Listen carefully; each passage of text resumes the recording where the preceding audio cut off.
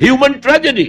آپ کو معلوم ہے گوتم بدھ کیا بپتا پڑی تھی اس پر کہ شہزادہ تھا کپل وستو کا، محل میں رہتا تھا، جوان بیوی تھی، ایک بچہ بھی، بیٹا وہ بھی تھا. جوان بیوی کو اور بیٹے کو چھوڑ کر جنگلوں میں نکل گیا. کیوں؟ اس نے دیکھا دنیا میں دکھ بہت. کہیں وہ دیکھا اس نے اندھا ایک آدمی ہے وہ ٹھوکریں کھا رہا گر رہا، کہیں دیکھا کسی کا بچہ جو ہے عالم نزع میں ہے، کوئی کچھ نہیں کر سکتا، رو رہے پیٹ رہے، کہیں دیکھا جنازہ جا رہا کندھے کے اوپر رکھ کرے جا رہے. تو اس کے فکر کا مرکزی نقطہ کیا ہے؟ سروم دکھم، یہاں تو دکھ ہی دکھ ہے اور کچھ نہیں ہے. اس دکھ سے سیلویشن حاصل کرنے کے لیے وہ نکل گئے. اب کیا اسے ملا کیا نہیں ملا اسے چھوڑ دی، لیکن ایک مثال تو ہے. محل کی زندگی چھوڑ کر، جوان بیوی کو چھوڑ کر، ایک چھوٹے بچے کو چھوڑ کر انسان نکلا ہے. ان الانسان لفی خسر. دنیا کے اندر یہ تکالیف دیکھ کر اتنا متاثر ہو گئے، تو آخرت کی تکالیف وہ تو بہت بڑی ہے، بہت بڑی ہے، بہت بڑی. قرآن مجید کے ہر صفحے کے اوپر جہنم کے کوئی نہ کوئی مناظر دکھا دیے گئے. کیا کھانے کو ملے گا؟ زقوم، جو پیٹ میں جائے گا تو کھولے گا جیسے کہ پانی کھول رہا ہو، اور پھر اس پر پیاس لگے گی تو حمیم ملے گا، گرم پانی یا پیپ، اور زخم کا دھون ملے گا. حضور کو شب معراج میں جو دکھائے گئے مناظر، عذاب کس کس دور سے انسانوں کو ہوگا. والعصر ان الانسان لفی خسر. اور میں عرض کر چکا ہوں خسرن ہے یہاں، الخسر نہیں. الخسر ہوتا تو کوئی خاص خسارہ، خسرن یہ قاعدہ ہے عربی زبان میں. تنکیل نکرہ جو آتا ہے تفصیل کے لیے آتا ہے، بہت خسارہ، بہت بڑا گھاٹ. اب جو اس سے استثناء کی 4 شرائط ہیں ان کو سمجھیے. سب سے پہلے ایمان. اب یہاں تو ایک لفظ آیا ایمان، اللہ پر ایمان، رسولوں پر ایمان، آخری رسول اور آخری نبی پر ایمان، کتابوں پر ایمان اور آخری کتاب قرآن پر ایمان، بعث بعد الموت پر ایمان، حساب کتاب پر ایمان، جزا و سزا پر ایمان، جنت اور دوزخ پر ایمان. یہ ایمانیات ہے. میں نے عرض کیا تھا یہ ایک عنوان ہے. کتنی لمبی لمبی بحثیں قرآن مجید میں ان میں سے ہر ایک چیز کے بارے میں آئی ہیں مکی صورتوں کے. لیکن اس وقت جو بات میں آپ کو بتانا چاہتا ہوں، وقت کم ہے، اس ایمان کے 2 لیول سمجھ لیجئے، یا 2 قسمیں سمجھ لیجئے، یا 2 ایسپیکٹ سمجھ لیجئے. اور یہ مجھے امید ہے کہ بہت سے حضرات نے بچپن میں یاد کیا ہوگا. ایمان مجمل، آمنت باللہ کما ہوا باسمائہ وصفاتہ وقبلت جمیع احکامہ، اقرار باللسان وتصدیق بالقلب. ایمان کے یہ 2 درجے ہیں. زبان سے اقرار، جو کہے، کسی مذہب کا ماننے والا ہو، ہندو ہو، سکھ ہو، پارسی ہو، عیسائی ہو، جو کہے اشہد ان لا الہ الا اللہ واشہد ان محمد رسول اللہ، ایسے ہے محسوس ہوتا ہے کہ ایک لائن کھچی ہوئی تھی، پہلے ادھر تھا فوراً ادھر آ گیا. یہ ہے اقرار باللسان. اس کی حیثیت قانونی ایمان کی ہے. ظاہر بات ہے مسلمان باپ کی وراثت مسلمان بیٹے کو جا سکتی ہے، بیٹا مسلمان نہیں ہے تو وراثت نہیں پہنچے گی. ہو از اے Muslim and who is not a مسلم، یہ لیگل کوسچن. مسلمان ریاستوں کے اندر دستور میں ہوگا کہ یہاں ہیڈ آف دی اسٹیٹ مسلمان ہوگا، تو کتنا بڑا لیگل کوسچن ہے کہ کون ہے واقعی مسلمان کون نہیں ہے. تو بہت اہم ہے. لیکن اس کا سارا معاملہ اس دنیا تک ہے کہ ہم ایک دوسرے کو مسلمان سمجھیں. میں اپنی بیٹی نکاح میں دے سکتا ہوں کسی مسلمان. اصل ایمان کیا ہے؟ تصدیق بالقلب. جب دل میں اتر جائے، دل میں کھپ جائے، وہ ہے اصل ایمان. ہم دنیا میں اس کو زیر بحث لا نہیں سکتے. ہمارے پاس کوئی آلہ نہیں ہے دل میں اتار کر دیکھ لیں ایمان ہے کہ نہیں ہے، کوئی نہیں. الیکٹرو کارڈیوگرام کر لیجئے، یہ تو پتہ چل جائے گا کہ اس میٹنگ کے اندر کچھ جو ہے irregularity ہے. اینجیو پلاسٹی کر لیجئے، معلوم ہو جائے گا کہ اتنی وینز بلاکس ہے. بس دل میں ایمان ہے یا نہیں، اس کا کوئی ذریعہ ہمارے پاس نہیں. لہذا دنیا میں ہم ایمان پر بحث ہی نہیں کر سکتے. ہم کسی کے بارے میں یہ نہیں کہہ سکتے یہ صاحب ایمان ہے اور یہ نہیں ہے. ہاں مسلمان ہے تو مسلمان کے جو حقوق ہیں وہ اسے ملیں گے. وہ فاسق بھی ہو تو مسلمان ہے، فاجر بھی ہو تو مسلمان ہے، متقی ہو تب بھی مسلمان ہے، نیک ہو، عبادت گزار ہو تب بھی مسلمان ہے. اور لیگلی اور کانسٹیٹیوشنلی ان میں کوئی فرق نہیں ہے. المسلم کفر لکل مسلم. امام ابو حنیفہ رحمۃ اللہ علیہ کا قول بہت اہم ہے. اتنی اہمیت تو اس کی ہے کہ ذرا سی ایک خطا ہو گئی تھی حضرت اسامہ ابن زید سے. حضور کو بہت محبت تھی اسامہ سے، اپنے پوتے کی طرح سمجھتے تھے، اس لیے کہ زید کو تو اپنا بیٹا بنایا ہوا تھا، زید ابن حارثہ کو. تو بعد میں جب آیت اتری کہ یہ کوئی منہ بولا بیٹا اسلام میں کوئی شے نہیں ہے، ورنہ پہلے انہیں کہتے تھے زید ابن محمد، اس کے بعد دوبارہ وہ زید ابن حارثہ رہ گئے. لیکن محبت کتنی تھی زید سے، اور اس اعتبار سے گویا کہ حضرت اسامہ ابن زید وہ تو حضور کے پوتوں کے مانے، ان سے غلطی ہو گئی۔ ایک جنگ میں ایک کافر کے ساتھ مقابلہ ہوا دو بدو، اس کافر نے جب سمجھا کہ میری تو بس ہو گئی، اب میں مزید مقابلہ نہیں کر سکتا، اب میری جان اس کے ہاتھ میں ہے، اسامہ کے ہاتھ میں، انہوں نے پڑھ دیا کلمہ اشہد ان لا الہ الا اللہ واشہد ان محمد رسول۔ انہوں نے یہی سمجھا جو ہم ہوتے تو سمجھتے کہ جان بچانے کا ہیلا کر رہا ہے، لہذا گردن اڑا دی۔ کچھ دل میں اپنے خدشہ سا رہا، یہ صحیح کام کیا میں نے یا نہیں، یا ہو سکتا ہے حضور کو کسی اور ذریعے سے اطلاع پہنچی ہو۔ طلب فرمایا اسامہ یہ تم نے کیا کیا؟ حضور اس نے جان بچانے کے لیے کلمہ پڑھا تھا، آپ نے نہیں کہا کہ تم غلط کر رہے۔ اللہ شققنا قلبہ، تم نے اس کا دل چیر کے کیوں نہیں دیکھ لیا؟ یعنی نہ تم دل چیر کے دیکھ سکتے ہو، کیا تمہیں معلوم ہے؟ کیسے کہہ سکتے ہو یقین سے کہ اس نے جان بچانے کو کلمہ پڑھا؟ اور اے اسامہ کیا کرو گے قیامت کے دن جبکہ یہ کلمہ تمہارے خلاف استغاثہ لے کر آئے گا؟ تو اس کی بھی بہت بڑی اہمیت ہے۔ دنیا میں پورا لیگل اینڈ کانسٹیٹیوشنل نظام اسلام پر قائم ہے، اقرار باللسان پر قائم، لیکن اصل ایمان دل میں۔ یہ سورہ حجرات میں فرمایا گیا جو اس موضوع پر قرآن حکیم کی اہم ترین آیت نمبر 14 ہے یہ، قالت الاعراب آمنا قل لم تؤمنوا ولکن قولوا اسلم۔ اے نبی یہ بدو جو ہے یہ کہہ رہے ہیں ہم ایمان لے آئے، دعویٰ کر رہے ہیں ایمان کا، آپ ان سے کہہ دیجئے تم ایمان ہرگز نہیں لائے ہو، یوں کہو کہ ہم مسلمان ہو گئے ہیں، ہم نے اطاعت قبول کر۔ وَلَمَّا يَدْخُلِ الْإِيمَانُ فِي قُلُوبِكُمْ، ابھی تک ایمان تمہارے دلوں میں داخل نہیں ہوا۔ اللہ تو کہہ سکتا ہے نا۔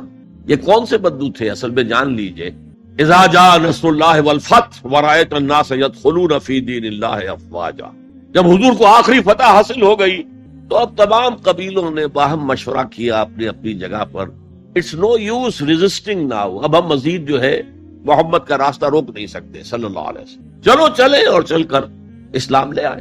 اب اس وقت جو اسلام لائے لوگ، ان کی تین حالتیں ہو سکتی تھی۔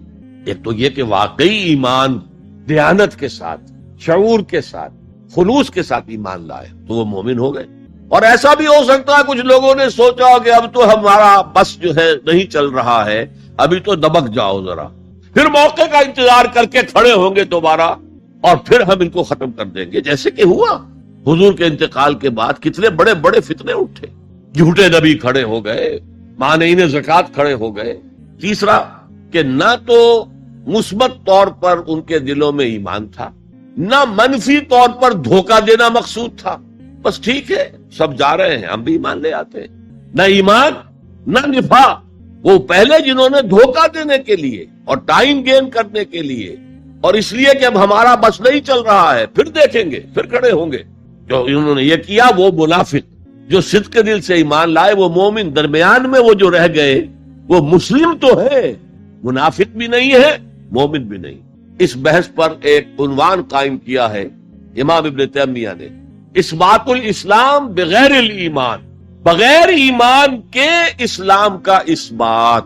اس لیے کہ جب قرآن یہ کہہ رہا ہے قالت الاعراب آمنا قل لم تؤمنوا ولکن قولوا اسلمنا ولما يدخل الايمان في قلوبكم، لیکن اگر تم اللہ اور اس کے رسول کی اطاعت کرتے رہے تو ہم تمہارے اعمال میں سے کچھ کمی نہیں کریں گے۔ اس کا مطلب کیا ہوا؟ منافق تو نہ ہوئے، اگر منافق ہوتے تو منافق کا تو کوئی عمل قبول نہیں، لہذا نہ مومن نہ منافق بلکہ مسلم، صرف مسلم، صرف مسلم۔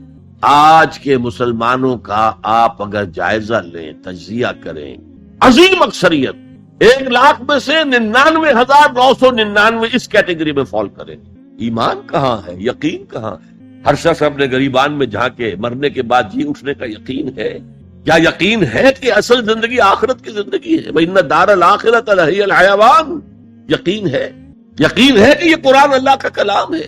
سورہ واقعہ کی آیات، أَفَبِهَذَا الْحَدِيثِ أَنْتُمْ مُدْهِنُونَ وَتَجْعَلُونَ رِزْقَكُمْ أَنَّكُمْ تُكَذِّبُونَ، تم اپنے عمل سے قرآن کی تکذیب کر رہے ہو، کہتے تو ہو قرآن اللہ کا کلام ہے، ہمارا عقیدہ ہے، اللہ نے سود کو حرام کیا، تم سودی کاروبار کر رہے ہو۔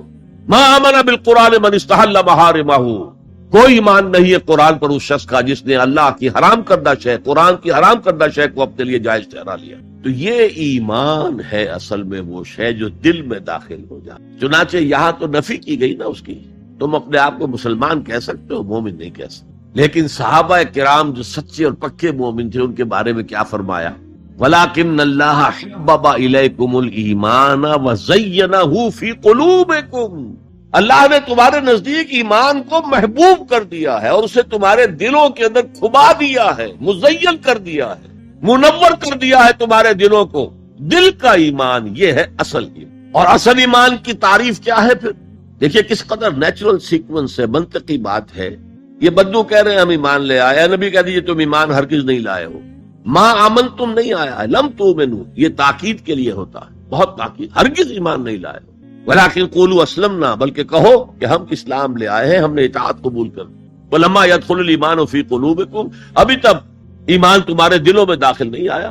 وَإِن تُطِيعُوا اللَّهَ وَرَسُولَهُ لَا يَلِدْكُم مِّنْ أَعْمَالِكُمْ شَيْئًا إِنَّ اللَّهَ غَفُورٌ رَّحِيمٌ، اس حالت میں بھی اگر تم اللہ اور اس کے رسول کی اطاعت کرتے رہو گے تو یہ اللہ تعالیٰ چونکہ غفور اور رحیم ہے، یہ رعایت کرے گا کہ تمہارے اعمال کو تسلیم کر لے گا اور اس کے اجر سے تمہیں محروم نہیں کرے۔ لیکن اصل سیکوینس جو میں بتا رہا تھا، اب اس آیت کے نتیجے میں سوال پیدا ہو گیا نا، ڈیفائن ایمان، ایمان we want to be accepted as مومنز، تو بتایا جائے ایمان کیا ہے، اس کے تقاضے کیا ہے۔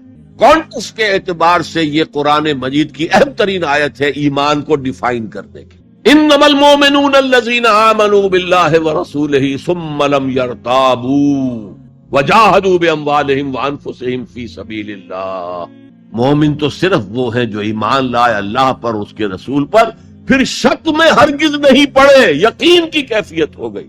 ابھی آپ نے سورہ تکاثر سنی تھی، علم الیقین، علم الیقین، ایک تیسرا درجہ اور ہے حق الیقین۔ یقین کے بھی 3 درجے ہیں، معمولی بات نہیں ہے۔ ایک ہے حدیث میں جسے کہا گیا احسان، حضرت جبرائیل نے حضور سے پوچھا اخبرنی عن الاحسان، آپ نے فرمایا ان تعبد اللہ، ایک روایت میں ان تعمل للہ ہے، تیسری روایت میں ان تخشى اللہ کأنک تراہ فإن لم تکن تراہ فإنہ یراک۔ احسان یہ ہے کہ تم اللہ کی عبادت کرو یا اللہ کے لیے عمل کرو، بھاگ دوڑ کرو، یا اللہ کا خوف تمہارے دلوں میں ہو، اس طرح گویا کہ تم اللہ کو اپنی آنکھوں سے دیکھ رہے ہو۔ یہ احسان، یقین کا وہ درجہ۔ تو انما المؤمنون الذین آمنوا باللہ ورسولہ ثم لم یرتابوا، پھر انہوں نے شک ہرگز نہیں کیا، وجاہدوا باموالہم وانفسہم فی سبیل اللہ، اور پھر جہاد کیا انہوں نے اپنے مالوں کے ساتھ، اپنی جانوں کے ساتھ اللہ کی راہ۔ یہ ذرا تفصیل طلب مسئلہ ہے، جہاد سے مراد کیا ہے، کسی اور موقع پر انشاءاللہ اس پر روشنی ڈالوں گا۔ لیکن اس وقت موضوع کے اعتبار سے کیا بات تھی کہ ایمان کے 2 درجے ہیں، ایک ایمان قانونی ہے جو اقرار باللسان پر مبنی ہے، ایک ایمان حقیقی ہے جو قلبی یقین سے عبارت ہے۔ اب ایک نیا مسئلہ سامنے آتا ہے، آیا اعمال ایمان کا حصہ ہیں یا ایمان پر مستزاد کوئی حقیقت ہے اعمال صالحہ؟ کیونکہ اگلی شرط کیا ہے، وَعَمِلُوا الصَّالِحَاتِ إِلَّا الَّذِينَ آمَنُوا وَعَمِلُوا الصَّالِحَاتِ۔ اب اس میں آپ کو شاید حیرت بھی ہوگی، ہمارے 2 سب سے بڑے امام اس میں بالکل متضاد آراء رکھتے ہیں۔ امام ابو حنیفہ کہتے ہیں عمل ایمان کا حصہ نہیں ہے، وہ ایک علیحدہ ایڈیشنل چیز، اور وہ نہ گھٹتا ہے نہ بڑھتا ہے، ایک سٹیٹ میں رہتا ہے۔ یہ ہے رئیس الفقہاء اور سید المحدثین امام بخاری کہتے ہیں الایمان قول وعمل ویزید وینقص، ہے نا متضاد بات۔ ایمان تو قول اور عمل کے مجموعے کا نام ہے، عمل صالح ایمان کے اندر انہیرنٹلی موجود ہے، اور یہ گھٹتا بھی ہے بڑھتا بھی ہے۔ اصل میں ان دونوں میں تطبیق کیا ہے یہ سمجھ لیجئے، کوئی بھی غلط نہیں کہہ رہا۔ امام ابو حنیفہ فقیہ ہیں، ان کا ذہن قانونی ہے، قانونی ایمان عمل سے علیحدہ ایک شے ہے۔ گناہ کبیرہ کا مرتکب بھی کافر نہیں ہوتا، عمل علیحدہ شے ہے۔ چوری کیا ہاتھ کاٹ دو لیکن وہ کافر نہیں ہو گیا۔ شادی شدہ نے زنا کیا ہے، اس کو سٹوننگ کر کے اس کو مار دو، لیکن اس کی نماز جنازہ پڑھنی ہوگی، ہے مسلمان، کافر نہیں۔ اس اعتبار سے وہ قانونی ایمان علیحدہ ہے، عمل علیحدہ، اور یہ قانونی ایمان نہ گھٹتا ہے نہ بڑھتا ہے۔ یہ تو ایک سٹیٹس ہے جو آپ کو کانسٹیٹیوشنلی لیگلی حاصل ہو گیا ہے، اس میں کوئی کمی بیشی نہیں ہوگی۔ سادہ ترین مثال یہ ہے، ایک باپ کے 2 بیٹے تھے یا ہے، ایک بڑا متقی ہے، تہجد گزار ہے، نیک ہے، عابد ہے، زاہد ہے، ایک فاسق و فاجر ہے، لیکن ہے مسلمان۔ کیا وراثت میں اس متقی کو زیادہ حصہ ملے گا اور فاسق و فاجر کو کم ملے گا؟ نہیں. Legally they are equal. المسلم کفر لکل مسلم، ہر مسلمان دوسرے تمام مسلمانوں کے برابر ہے. لیگل سٹیٹس یہ برابر ہے، جامد ہے، یہ نہ گھٹتا ہے نہ بڑھتا ہے. حالانکہ ایمان کا گھٹنا بڑھنا، وہ حقیقی ایمان کی بات کر رہے ہیں. امام ابو حنیفہ قانونی ایمان کی بات کر رہے ہیں، امام بخاری حقیقی ایمان کی بات کر رہے ہیں. یہ تو ہر ایک کا تجربہ ہے. یہ ایمان جو ہے گھٹتا بھی ہے بڑھتا بھی ہے. قرآن پڑھیے، ایمان آپ کو خود محسوس ہوگا کہ اس کی حرارت بڑھی ہے. اچھی صحبت میں بیٹھیے، ایمان بڑھے گا. آوارہ قسم کے لوگوں میں بیٹھ کر گپے لڑائیے، ایمان گھٹے گا. خود محسوس ہو جائے گا کہ کوئی برف کی طرح کچھ ہے اندر پگھل رہی. قرآن میں آتا زادتہم ایمانا، ان کے ایمان کے اندر اضافہ ہو گئے. تو کیسے کہا جا سکتا ہے ایمان گھٹتا بڑھتا نہیں؟ ایمان حقیقی گھٹتا بھی ہے بڑھتا بھی، لیکن قانونی ایمان یہ ایک جامد سٹیٹس ہے، ایک لیگل کانسٹیٹیوشنل سٹیٹس ہے. یہ نہ گھٹتا ہے نہ بڑھتا ہے. اور عمل اس کے اندر داخل نہیں ہے، عمل اس پر مستضاد ہے، علیحدہ ہے. تو پہلی شرط کے بارے میں اس قدر باتیں میں نے بتائیں، زیادہ تفصیل میں جانے کا موقع نہیں. اب دوسری شرط کیا ہے؟ وَعَمِلُ الصَّالِحَاتِ. دیکھیے عربی زبان میں عمل اور فعل یہ دونوں الفاظ مترادف ہیں. تفعلون، یفعلون، تعملون، یعملون، لیکن ان دونوں میں فرق ہے. فعل کوئی بھی فعل ہے جو آپ سے سرزد ہو گیا، چاہے ارادی طور پر چاہے غیر ارادی طور پر.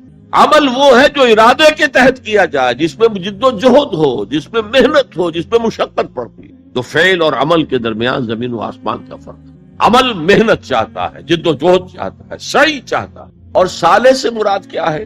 باصلاحیت، جس میں گو کرنے کی صلاحیت ہو. صالح اس عمل صالح جس سے کہ انسانی شخصیت نشو و نما پائے، اس کی انٹرنل پرسنالٹی. اقبال کے اصطلاح میں اس کی خودی، اس کی انا، اس کی ایگو، اس کی روحانی شخصیت ترقی پائے، نشو و نما پائے، بلندی پر جائے، اس مقام کو حاصل کرنے کی کوشش کرے کہ جس مقام پر اللہ نے انسان کو پیدا کیا تھا. والتین والزیتون وطور سینین وہذا البلد الامین لقد خلقنا الانسان فی احسن تقویم. بہترین سطح پر پیدا کیا، مسجود ملائک بنایا، اپنا خلیفہ قرار دیا. ثم رددناہ اسفل سافلین، پھر نیچوں میں سب سے نیچے پھینک دی. فرشتے ہم سے اونچے، جنات بھی ہم سے اونچے.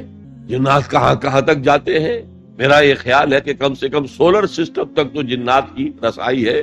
آگے ہے یا نہیں مانی کہہ سکتا. لیکن یہ انسان اب محنت کرے گا. نیچے اگر پھینک دیا گیا تھا الا الذین آمنوا وعملوا الصالحات، جو ایمان لائیں گے اور نیک عمل کریں گے، وہ پھر ریگین کر لیں گے اپنے اس مقام کو جس مقام پر انہیں اصلاً پیدا کیا گیا. اور جو لوگ اس مقام کو حاصل نہیں کر سکتے، ان کے بارے میں قرآن کہتا ہے اولئک کالانعام، سورہ اعراف میں، یہ چوپایوں کے مانند ہیں، حیوانات ہیں. بل ہم اضل، بلکہ ان سے بھی گئے گزرے. کیوں؟ حیوان کو جس سطح پر پیدا کیا گیا اس پر اپنی زندگی گزار رہا ہے، اس سے اوپر کی کوئی صلاحیت دی ہی نہیں گئی.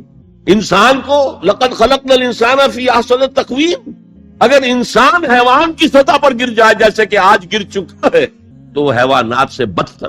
اولئک کالانعام بل ہم اضل لہم قلوب لا یفقہون بہا لہم اعین لا یبصرون بہا لہم آذان لا یسمعون بہا. ان کا دل ہے، اس سے غور نہیں کرتے. آنکھیں ہیں، ان سے دیکھتے نہیں ہیں. کان ہیں، ان سے سنتے نہیں ہیں. کیا ابو جہل آنکھ سے نہیں دیکھتا تھا؟ کیا ابو جہل کان سے نہیں سنتا تھا؟ یہ وہ انر شخصیت ہے آپ کی، وہ روحانی شخصیت ہے آپ کی، جو دیکھتی ہے بغیر ان آنکھوں کے، جو سنتی ہے بغیر ان کانوں کے، جو غور و فکر کرتی ہے اس عقل سے نہیں بلکہ اس قلب سے. تو اللہ نے تو سب کچھ دیا تھا، ہر ایک میں وہ روح پھونکی ہوئی ہے. لیکن یہ لوگ اپنی اس روح سے بیگانہ ہو گئے ہیں، بھول گئے ہیں کہ ہمارے اندر کوئی ڈیوائن ایلیمنٹ بھی ہے. ڈیوائن سپارک، یہ لفظ جو ہے مغربی فلسفے میں استعمال ہوتا ہے. ڈیوائن سپارک، ایک شعلہ ملکوتی ہمارے اندر ہے، انہوں نے بھی دیکھا ہے. لیکن آج کا انسان خاص طور پر ڈارون کے نظریے کے پھیلاؤ کی وجہ سے، یہ نظریہ بایولوجی کے میدان کا نظریہ تھا اور بایولوجی کے میدان میں اسے تقریباً ریجیکٹ کیا جا چکا ہے، لیکن سوشل سائنسز میں اس طرح پرمیٹ کر چکا ہے، سوشالوجی میں، سائیکالوجی میں اس طرح پرمیٹ کر گیا ہے کہ آج کا انسان اپنے آپ کو سوائے حیوان کے کچھ نہیں سمجھتا. یہ ہیومن ٹریجڈی سب سے اونچی ہے، وہ شرف جو اللہ نے عطا کیا تھا، وہ مقام اور مرتبہ جو اللہ نے عطا کیا تھا، اس سے انسان خود مستعفی ہو گیا۔ نتیجہ کیا نکلا ہے کہ جیسے ہم کہتے ہیں کہ گھوڑا اور گدھا، کیا فرق ہے؟ گھوڑا ذرا ریفائنڈ اینیمل ہے، تمکنت ہے اس میں، گدھا بیچارہ کورس اینیمل ہے، باقی فرق کیا ہے یہ بتائیں۔ اسی طرح انسان اور شمپینزی اور گوریلا میں کیا فرق ہے یہ بتائیں ہمیں۔ عمل صالح جو ہے وہ اس لیے ہے، اور یہ بھی نوٹ کر لیجئے، جب یہ سورت اتری تو عمل صالح سے کیا مراد تھا؟ شریعت تو ابھی نازل ہی نہیں ہوئی، عمل صالح ایک ہی تھا، ان الذین قالوا ربنا اللہ ثم استقاموا، جنہوں نے کہا ہمارا رب اللہ ہے پھر جم گئے، چاہے مارا جا رہا ہے، چاہے دہکتے ہوئے انگاروں پر لٹایا جا رہا ہے۔ خباب بن الارت رضی اللہ تعالی عنہ لوہار تھے پیشے کے اعتبار سے، بلایا گیا، حضور پر ایمان لے آئے تھے، انگارے زمین پر بچھا دیے گئے، دہکتے ہوئے انگارے، کہا اتارو کرتا، اتار دیا، لیٹ جاؤ، لیٹ گئے انگاروں کے اوپر، اس لیے کہ حضور کا حکم یہ تھا چاہے تمہارے ٹکڑے کر دیں، چاہے تمہیں بھون دیں، تم نے کوئی جوابی کارروائی نہیں کرنی۔ کفو ایدیکم، اپنے ہاتھ بندے رکھو۔ قرآن میں تو یہ کہیں جا کر سورہ نساء میں حکم آیا ہے، یہ ایک زمانہ تھا جب کہ تمہیں حکم تھا کہ اپنے ہاتھ روکے رکھو، مکے میں یہ حکم حضور نے دیا تھا، لہذا لیٹ گئے، پیٹھ کی کھال جلی، چربی پگھلی، اس سے وہ انگارے ٹھنڈے ہوئے۔ ان الذین قالوا ربنا اللہ ثم استقاموا، پھر جم گئے۔ یا صرف ایک عبادت دی گئی تھی، راتوں کو کھڑے رہا کرو، یا ایھا المزمل قم اللیل الا قلیلا نصفہ او انقص منہ قلیلا او زد علیہ ورتل القرآن ترتیلا۔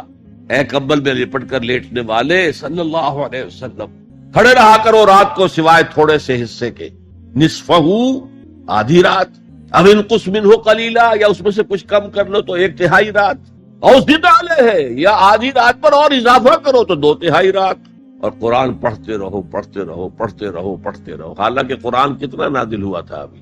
کیا یہ 30 پارے موجود تھے؟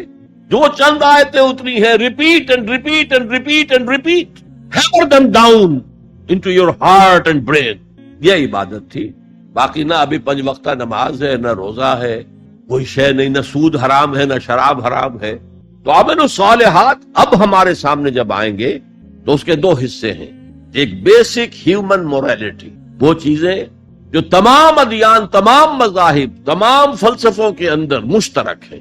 جھوٹ بولنا برا ہے، سچ بولنا اچھا ہے، وعدہ پورا کرنا اچھا ہے، وعدہ خلافی کرنا برا ہے، کسی کی ضرورت پوری کر دینا اچھا ہے اور کسی کو جھڑک دینا برا ہے، والدین کی خدمت کرنا اچھا ہے اور اس سے اعراض کرنا برا ہے۔ کون نہیں جانتا؟ یہ تو ہے بیسک موریلٹی جو مکی صورتوں میں شروع میں آئی ہے، بہت بہت تکرار کے ساتھ۔ ارأیت الذی یکذب بالدین فذلک الذی یدعو الیتیم ولا یحض علی طعام المسکین، کیا تم نے دیکھا اس شخص کو جو جزا و سزا کا منکر ہے، آخرت کا منکر ہے؟ وہی تو ہے جو یتیم کو دھکے دیتا ہے اور مساکین کو کھانا خود کھلانا تو درکنار، کسی اور کو بھی کہنے کو تیار نہیں ہے کہ کھانا کھلا دو۔ پتہ نہیں پلٹ کر وہ کہہ دے تم کیوں نہیں کھلاتے۔ ویل لکل ہمزۃ لمزہ، ہلاکت ہے ہر اس شخص کے لیے جو رو در رو عیب چینی کرتا ہے یا پیچھے برائی کرتا ہے، طنز کرتا ہے۔ ویل لکل ہمزۃ لمزہ الذی جمع مالا وعددہ، مال جمع کرتا ہے، گنتا رہتا ہے، اب میرا بیلنس شیٹ یہاں آ گیا ہے، اب بیلنس شیٹ یہاں آ گیا ہے، پہلے اتنے کروڑ کے ایسٹس تھے، آج اتنے کروڑ کے۔ اسی حساب کتاب میں بیسک ہیومن موریلٹی اور شریعت کے احکام، یہ دونوں آئیں گے۔ اب وہ شریعت پوری ہو چکی محمد رسول اللہ صلی اللہ علیہ وسلم پر، اب ہمیں اس پر عمل کرنا ہے، اور یہ کوئی بوجھ نہیں ہے، یہ ہماری شخصیت کی نشو و نما کے لیے۔ میں ایک مثال دیا کرتا ہوں، آپ کسی پہاڑی اسٹیشن کی طرف جا رہے ہو، گرما کا صدر مقام کوئی ہوتے ہیں، پہاڑی شملہ ہوتا تھا کبھی، تو آپ دیکھیں گے سڑک پر جہاں بجا نشانات لگے ہوئے، یہاں سپیڈ کم کر لو ورنہ ٹرن ایسا آ رہا ہے کہ ہو سکتا ہے کہ سپیڈ کم نہ ہو تو تمہاری گاڑی جو ہے وہ سیدھی کھائی میں جائے۔ تو یہ جو کوشنز ہیں یہ اس کی بھلائی کے لیے ہیں۔ آدمی کہ خامخواہ ہمارے اوپر پابندی لگا رکھی ہے، یہ نہیں، تمہاری بھلائی کے لیے، شریعت تمہاری بھلائی کے لیے، تمہاری شخصیت کے صحیح نشو و نما کے لیے، تاکہ تم اس مقام پر پہنچ جاؤ جس مقام پر کہ اللہ تعالیٰ نے تمہیں پیدا کیا تھا۔ والتین والزیتون وطور سینین وہذا البلد الامین لقد خلقنا الانسان فی احسن تقویم۔ اچھا اب ذرا چند احادیث سن لی۔ حقیقی ایمان کے اعتبار سے میں نے آپ کو بتایا، امام بخاری کے نزدیک عمل علیحدہ نہیں ہے ایمان کا جز، اور بے شمار احادیث اس پر دلالت کرتی. حضور فرماتے ہیں صلی اللہ علیہ وسلم واللہ لا یؤمنو واللہ لا یؤمنو واللہ لا یؤمنو، خدا کی قسم فلاں شخص مومن نہیں ہے، خدا کی قسم وہ مومن نہیں ہے، خدا کی قسم وہ مومن نہیں. صحابہ لرز گئے، کانپ گئے. کون ہے بدبخت اور شقی جس کے بارے میں اللہ کے رسول 3 مرتبہ اللہ کی قسم کھا کر کہہ رہے کہ وہ مومن نہیں؟ پوچھا گیا من یا رسول اللہ کے رسول کون؟ فرمایا الذی لا یامن جارہ بوائقہ، وہ شخص جس کی ایذا رسانی سے اس کا پڑوسی امن میں نہیں ہے، چین میں نہیں. کیسے سیپریٹ کریں گے ایمان کو عمل سے؟ ہے کوئی آری جو کاٹ دے ان کو علیحدہ علیحدہ کر دے؟ لیکن یہ حقیقی ایمان کی بات ہے، قانونی ایمان کی بات نہیں ہے. ویسے یہ تو کوئی گناہ کبیرہ بھی نہیں، یہ تو کج خلقی ہے نہ صرف، لیکن اس کے اوپر 3 دفعہ قسم کھائی جا رہی ہے مومن نہیں ہے، نہیں ہے، نہیں. فرمایا لا یزنی الزانی حین یزنی وہو مومن، کوئی زانی حالت ایمان میں زنا نہیں کرتا. وہ ایمان 2 کوڑی کا نہیں کہ جو دل میں موجود ہو اور پھر کوئی شخص زنا کرے، تو کیا قیمت ہے اس ایمان کی؟ 2 کوڑی نہیں. ولا یسرق السارق حین یسرق وہو مومن، اور نہ ہی کوئی چور جب چوری کرتا ہے تو وہ مومن ہوتا ہے. ولا یشرب الخمر حین یشرب وہو مومن، اور نہ کوئی شرابی شراب پیتا ہے تو اس وقت مومن ہوتا ہے، مومن نہیں ہوتا. ہاں توبہ کرے تو ایمان واپس آ جائے. الا الذین تابوا وآمنوا وعملوا الصالحات وعملوا عملا صالحا فاولئک یبدل اللہ سیئات حسنات. ہاں جو گناہ کرنے کے بعد توبہ کریں اور ایمان لائیں، تجدید ایمان کریں، اس لیے کہ گناہ کی وجہ سے ایمان زائل ہو گیا. ویسے بعض احادیث سے یہ بھی معلوم ہوتا ہے کہ جب وہ گناہ کر رہا ہے اس وقت وہ ایمان دل سے نکل جاتا ہے، لیکن ایک پرندے کے مانند اس کے سر پر چکر لگاتا رہتا. جب گناہ سے فارغ ہو جاتا ہے تو ایمان واپس آ جاتا. یہ اللہ کا بڑا فضل اور کرم ہے. جیسے کہ وہاں کہا گیا تھا کہ ایمان تو نہیں لائے ہو پھر بھی وَإِن تُطِيعُوا اللَّهَ وَرَسُولَهُ لَا يَلِتْكُم مِّنْ أَعْمَالِكُمْ شَيْئًا إِنَّ اللَّهَ غَفُورٌ رَحِيمٌ. اگرچہ تم مومن نہیں ہو لیکن اس حالت میں بھی اگر تم اللہ کی اور اس کے رسول کی اطاعت کرتے رہو گے تو اللہ تمہارے اعمال کے اجر و ثواب میں کوئی کمی نہیں کرے گا. کیوں؟ اللہ غفور ہے، رحیم ہے. یہ اس کی شان غفاری، شان رحیمی کا صدقہ ہے. اسی طرح منطق تو یہ چاہتی ہے کہ گناہ کے بعد جب تک توبہ نہ کی جائے ایمان نہ آئے دل میں دوبارہ. اور ایک آیت جو میں نے آپ کو سورہ فرقان کی سنائی اس سے بھی یہ متبادر ہوتا ہے. لیکن بعض احادیث سے معلوم ہوتا ہے اور ہمارے ہاں اہل سنت کا عقیدہ یہی ہے کہ جب گناہ سے وہ فارغ ہو جاتا ہے تو ایمان جو ہے پھر دل میں. لیکن ایمان اور عمل صالح کا چولی دامن کے ساتھ ہے، آپ علیحدہ نہیں کر سکتے. ایک اور حدیث حضرت انس رضی اللہ تعالی عنہ فرماتے ہیں جو 9 برس تک حضور کے خادم خاص رہے. جو فرماتے ہیں قلما خطبنا رسول اللہ صلی اللہ علیہ وسلم الا قال لا ایمان لمن لا امانۃ له ولا دین لمن لا عہد له. شاذ ہی کبھی ایسا ہوا ہوگا کہ حضور نے ہمیں کوئی خطبہ ارشاد فرمایا اور اس میں یہ الفاظ نہیں کہے. گویا کہ ہمیشہ اپنے خطبے میں یہ حدیث بیان کرتے تھے آپ، جس شخص میں امانت داری کا وصف نہیں ہے اس کا کوئی ایمان نہیں. کیٹیگوریکل سٹیٹمنٹ ہے، کوئی ایمان نہیں. اور جس شخص میں ایفائے عہد کا مادہ نہیں اس کا کوئی دین نہیں. دین تو نام ہے، آپ عہد کرتے ہیں اللہ سے ایاک نعبد و ایاک نستعین، اے اللہ ہم تیری ہی بندگی کرتے ہیں اور کرتے رہیں گے، اور اے اللہ ہم تجھ ہی سے مدد مانگتے ہیں اور مانگتے رہیں گے. جو شخص چھوٹی چھوٹی باتوں میں وعدہ خلافی کرے وہ اتنے بڑے وعدے کو نبھائے گا جو پوری زندگی کے اوپر حاوی ہے. تو یہ نوٹ کر لیجئے، لیگل لیول پر، لیگل ایمان کے لیول پر ایمان علیحدہ عمل علیحدہ، حقیقی لیول پر، قلبی ایمان والے لیول پر ایمان اور عمل صالح گتھے ہوئے ہیں، چولی دامن کا ساتھ ہے، ان کو ایک دوسرے سے جدا کرنا مشکل. اب آئیے تیسری شرط، وتواصوا بالحق. انہوں نے آپس میں یا بہت زیادہ شدت کے ساتھ، باب تفاعل کے اندر 2 خواص ہیں، مل جل کر کوئی کام کرنا یا مبالغہ ہوتا ہے بہت شدت سے وہ کام کرنا. میں ان دونوں کے اعتبار سے ترجمہ کروں گا. اور وصیت کا لفظ آتا ہے ہمارے ہاں جب کوئی شخص مرتے ہوئے جو بات کہتا ہے، اہم ترین بات جو سمجھے گا وہی تو کہے گا. وہ لوگ آپس میں ایک دوسرے کو حق کی نصیحت کرتے ہیں یا وہ عوام الناس کو حق کی وصیت کرتے ہیں بڑی شدت کے ساتھ. دونوں ترجمے ہو گئے. یہ عمل صالح اور ایمان کا لازمی تیسرا نتیجہ ہے. دیکھیے فزیکل لا بھی یہ ہے، اگر کہیں بھٹی ہے آگ کی تو اس سے حرارت ماحول میں نفوذ کرے گی. اگر برف کی سل رکھی ہوئی ہے تو اسے برودت، ٹھنڈک ماحول میں پھیلے گی. اگر کسی میں عمل صالح اور ایمان ہے تو ممکن نہیں ہے کہ اس کی ذات سے نیکی کا پھیلاؤ نہ ہو. نیکی اس کی ذات سے نہ نکلے، نہ دوسروں تک پہنچے. It's a physical phenomenon. Number 2، یہ شرافت اور مروت کا تقاضا ہے. اگر آپ کو اللہ نے ہدایت دی ہے، شیئر اٹ ود ادرس. شرافت، مروت. حضور نے فرمایا لا یؤمن احدکم حتی یحب لاخیہ ما یحب لنفسہ. تم میں سے کوئی شخص مومن نہیں ہو سکتا جب تک کہ وہ اپنے بھائی کے لیے بھی وہی بات پسند نہ کرے جو اپنے لیے پسند. اگر تم اسلام لے آئے ہو، ایمان لائے ہو، نیک عمل کر لیے، بھائی اپنے بھائیوں تک پہنچاؤ جن سے تمہیں محبت ہے، جن کے ساتھ خلوص ہے، جن کے ساتھ اخلاص ہے. یہ دوسری بنیاد ہے کہ ایمان اور عمل صالح سے تواصی بالحق خود بخود برآمد ہو. اور ایک تیسری بات ہے حمیت، غیرت. میں یہاں آپ کو ایک حدیث سنا رہا ہوں. ایک طویل عرصے تک اپنے زمانہ طالب علمی میں یہ حدیث خطبہ جمعہ میں سنتا رہا.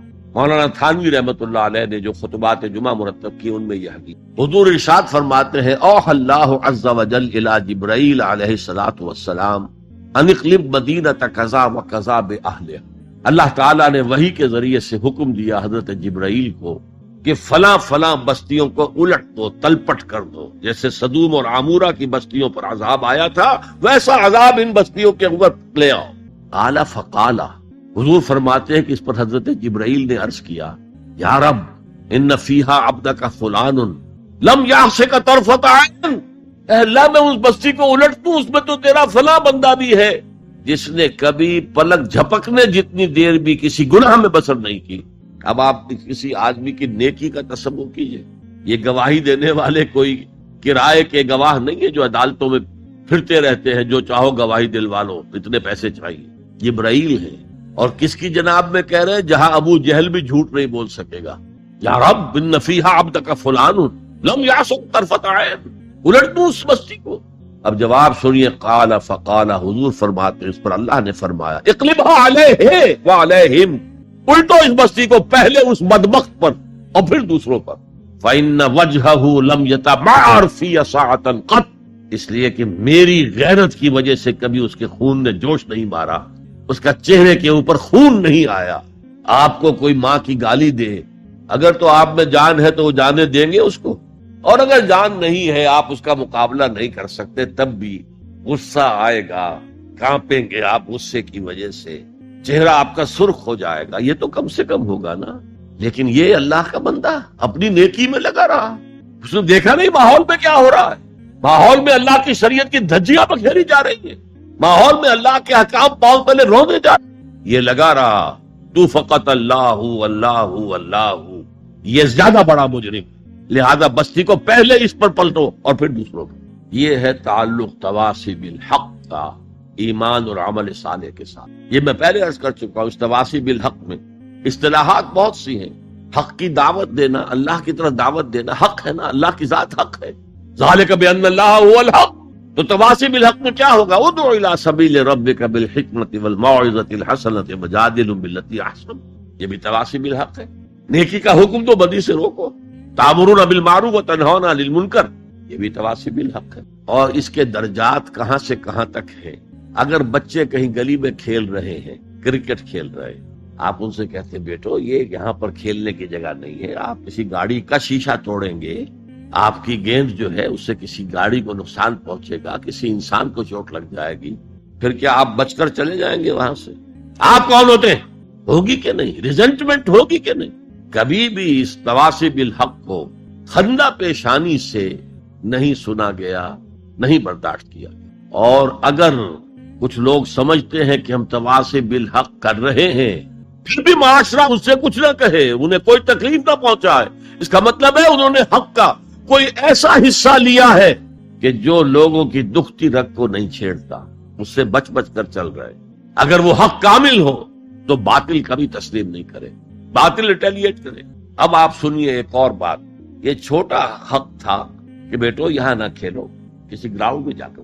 سب سے بڑا حق کیا ہے؟ اس کائنات کا خالق، مالک اور حاکم اللہ، اس کا حکم یہاں نافذ ہونا چاہیے. یہ حق ہے. اگر نہیں ہے تو اللہ کے خلاف بغاوت ہے. اس کی آپ اگر تلقین کریں گے تو آپ ایگزسٹنگ سسٹم کے باغی قرار پائیں. پوری دنیا میں secularism, sovereignty of the people, تم کیا کہہ رہے ہو؟ تمہاری یہ ڈفلی کیا بجا رہی ہے؟ خدا کی ساورنٹی، یہ سب سے بڑا حق ہے۔ اس حق پر جو بھی ریزنٹمنٹ ہوئی تھی مکے میں، جیسے جیسے ستائے گئے تھے حضور اور آپ کے صحابہ، وہ آپ کے علم ہے۔ اگر تواصی بالحق ہو رہا اور ریزنٹمنٹ نہ ہو تو پھر آپ حق کی تعلیم نہیں دے رہے، اس کے کسی ایسے جز کی دے رہے ہیں کہ جس سے کسی کو کوئی نقصان نہ پہنچتا۔ بس یہ کوئی جینٹل مین ایگریمنٹ ہے آپ کا وقت کے نظام کے ساتھ، ہم تمہیں چھیڑیں گے نہیں، باقی ہمیں واز کہنے دو، چاہے جاؤ۔ اسی لیے فرمایا من رأى منکم منکرا فلیغیرہ بیدہ، جو شخص تم میں سے کسی منکر کو دیکھے، کسی بدی کو دیکھے، کسی خلاف حق بات کو دیکھے، اس کا فرض ہے کہ اسے طاقت کے ساتھ اپنے ہاتھ سے روکے۔ فَإِن لَمْ يَسْتَطِعْ، اگر اس کی طاقت نہ ہو، فَبِلِسَانِهِ، تو زبان سے تو کہہ دو کہ خدا کے بندے یہ کام نہ کرو، یہ غلط ہے، یہ حرام کام ہے، اللہ کے غضب کو دعوت نہ دو، یہ تو کہہ دو۔ اور اگر زبانوں پر بھی تالے ڈال دیے گئے ہوں تو پھر کم سے کم دل سے شدید نفرت ہے۔ اگر یہ بھی نہیں ہے تو پھر ایمان نہیں۔ ذالک اضعف الایمان، یہ ایمان کا کمزور ترین درجہ ہے۔ من رأى منکم منکرا فلیغیرہ بیدہ فإن لم يستطع فبلسانہ فإن لم يستطع فبقلبہ وذالک اضعف الایمان، یہ ایمان کا کمزور ترین درجہ ہے۔ اگر یہ بھی نہیں ہے، بدی کو پھیلتے ہوئے، پھلتے ہوئے، پھولتے ہوئے ہم دیکھ رہے ہوں اور ہماری نیند میں بھی خلل نہ آئے، ہماری غیرت جوش میں نہ آئے، ہم اس کو بدلنے کی کوئی سعی نہ کریں، ہمیں اس کا افسوس تک نہ ہو، وائے ناکامی مکائے کارواں جاتا رہا، کارواں کے دل سے احساس زیاں جاتا رہا، تو پھر ایمان کا کیا سوال۔ اسی مضمون کی ایک اور حدیث ہے، یہ حضرت ابو سعید الخدری رضی اللہ تعالیٰ عنہ سے، اور مسلم شریف کی روایت ہے جو میں نے آپ کو سنائی۔ اسی مسلم شریف میں عبداللہ ابن مسعود سے روایت ہے، قال النبی صلی اللہ علیہ وسلم ما بعث اللہ من نبی فی قومہ من قبلی الا کان له اصحاب وحواریون یاخذون بامرہ ویقتدون بسنتہ۔ اللہ تعالیٰ نے جس قوم میں بھی کسی نبی کو مبعوث کیا، اس میں اس کے کچھ نہ کچھ صحابہ، کچھ حواری ہوتے تھے، تھوڑے ہوں زیادہ ہوں، وہ کیا کرتے تھے؟ اپنے نبی کی سنت کو مضبوطی سے پکڑ لیتے تھے اور ان کے حکم کی پیروی کرتے تھے۔ ثم انہا تخلف من بعدہم خلوف، پھر ہمیشہ ایسا ہوتا رہا کہ ان کے بعد ایسے ناخلف پیدا ہو گئے، یقولون ما لا یفعلون ویفعلون ما لا یؤمرون، جو کہتے تھے جو کرتے نہیں تھے، اور کرتے وہ تھے جس کا حکم نہیں دیا گیا۔ میلاد النبی کے جلوس نکل رہے، اللہ کے رسول نے حکم دیا تھا، کرتے وہ ہے جس کا حکم نہیں دیا گیا۔ یفعلون ما لا یؤمرون ویقولون ما لا یفعلون، اور کہتے وہ ہیں جو کرتے نہیں ہیں۔ اب سنیے، فمن جاہدہم بیدہ فہو مومن، جو ایسے لوگوں کے خلاف مسلمان ہوں گے نا وہ، ثم انہا تخلف من بعدہم خلوف، یہ غیر مسلموں کی بات نہیں ہو رہی ہے، مسلمانوں کی، مسلمان حکمران آئے تھے۔ فمن جاہدہم بیدہ فہو مومن، جو کوئی ان کے خلاف جہاد کرے گا ہاتھ سے، طاقت سے، وہ مومن ہوگا۔ ومن جاہدہم بلسانہ فہو مومن، اور جو ان سے جہاد کرے گا زبان سے، وہ مومن ہوگا۔ ومن جاہدہم بقلبہ فہو مومن، جو دل سے جہاد کرے گا، یعنی دل سے شدید نفرت رکھے گا، فہو مومن، وہ بھی مومن ہوگا۔ ولیس وراء ذلک من الایمان حبۃ خردل، اس کے بعد تو ایمان رائی کے دانے کے برابر بھی نہیں۔ یہ ہے تواصی بالحق، حق کی وصیت کر۔ اچھا، اس میں جو دوسرا پہلو میں نے گنوایا تھا، ایک ہے اس کا عام مفہوم، لوگوں کو پوری شدت کے ساتھ حق کی طرف دعوت دینا، حق کی وصیت کرنا، امر بالمعروف کرنا، نہی عن المنکر کرنا، دین کی طرف بلانا۔ ایک یہ آپس میں حق کی وصیت کرنا۔ یہاں سے تصور ابھرتا ہے کہ جو لوگ ایمان اور عمل صالح کی وادیوں میں سے گزر رہے ہوں، انہیں ایک جماعتی شکل میں ہونا چاہیے، اور اس جماعت کی روح ہونی چاہیے تواصی بالحق۔ آپ کا ایک بھائی غلطی کر رہا ہے، روکیے اس کو۔ آپ کا ایک ساتھی اس کی کچھ ہمت جواب دے رہی ہے، اس کو حوصلہ دیجیے، اس کو بڑھائیے۔ یہ تواصی بالحق نہیں ہوگا تو جماعتی زندگی جو ہے وہ کمزور ہوتی چلی جائے۔ اس کو مولانا فراہی رحمت اللہ علیہ نے لکھا ہے کہ اس تواصی سے پہلے تو ایک جماعتی زندگی لازم آتی ہے، اور پھر نظام خلافت کا قیام لازم آتا ہے۔ اس لیے کہ ایک کام ہے یہ تواصی بالحق کا جو ہم اپنے معاشرے میں کریں، ایک ہے اس کا کام جو پوری عالمی سطح پر ہو۔ یہ عالمی سطح پر کون کرے گا؟ جب خلافت کا نظام قائم ہوگا تب وہ عالمی سطح پر ہو۔ تو وجوب قیام خلافت، یہ مولانا فراہی نے اپنی تفسیر سورۃ العصر کے اندر بیان کیا۔ یہ تواصی کے لفظ اور یہ جماعتی زندگی نوٹ کر لیجئے۔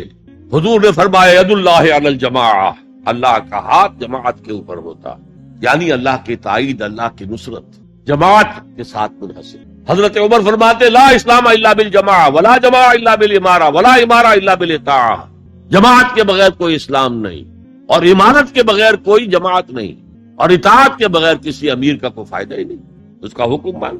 تو تواصی بالحق کے ضمن میں ایک اجتماعی زندگی ناگزیر ہے، اسے ایک بڑے پیمانے پر کرنے کے لیے، اور سب سے بڑا پیمانہ کیا ہوگا؟ خلافت راشدہ کا نظام کہیں قائم ہو، تاکہ وہ پوری دنیا میں تواصی بالحق اس کا فریضہ سر انجام دے۔ اس لیے کہ حضور کی بعثت جو ہے وہ صرف اہل عرب کی طرف نہیں تھی، وما ارسلناک الا کافۃ للناس بشیرا ونذیرا، اے محمد ہم نے نہیں بھیجا ہے آپ کو مگر تمام انسانوں کے لیے بشیر اور نذیر